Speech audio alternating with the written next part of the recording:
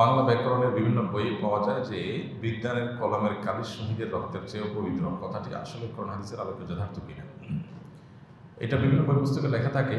অনেক সময় আমরা মুখেও বলি বিজ্ঞানের কলমের কালি শহীদের রক্তের চেয়ে পবিত্র। কথাটা শুনতে বেশ সুন্দর শোনা যায়, কিন্তু এটা কোরআন কিংবা হাদিসের কোনো কথা নয়।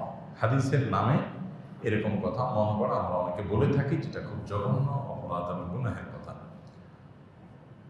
রক্তের পবিত্রতা অপবিত্রতা, অর্থাৎ রক্তের মর্যাদা বেশি বা কম হওয়া, এটা তো আল্লাহ তাআলা ইলমে আছে। এটা তো আমরা নিরূপণ করতে পারি না যে কার কোন রক্তের মর্যাদা আল্লাহর কাছে বেশি বা কম। তো আল্লাহ তাআলা যদি এরকম কোনো কথা না বলেন, তার রাসূল সাল্লাল্লাহু আলাইহি সাল্লাম থেকে যদি এরকম কোনো কথা বর্ণিত না হয়, তাহলে নিজের মন গড়া এরকম কথা বললে সেটা গুনাহ হবে।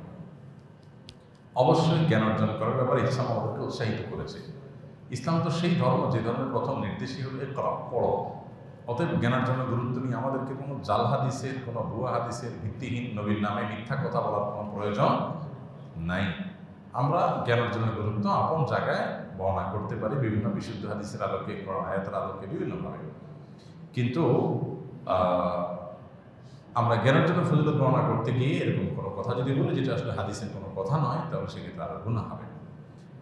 মান কাযাবা আলাইহি মুতাআম্মিদান ফালিয়াতাবাওয়া মাকআদাহু মিনান নার। নবী সাল্লাল্লাহু আলাইহি ওয়াসাল্লাম বলেছেন, যে ব্যক্তি নবী সাল্লাল্লাহু আলাইহি ওয়াসাল্লামের নামে মিথ্যা কথা বলবে, তিনি বলেন নাই অথচ তিনি বলেছেন বলে বলবে, তাহলে সেই জন্য তার ঠিকানা জাহান্নামে নিশ্চিত জেনে রাখে। এটা খুবই জঘন্য কথা।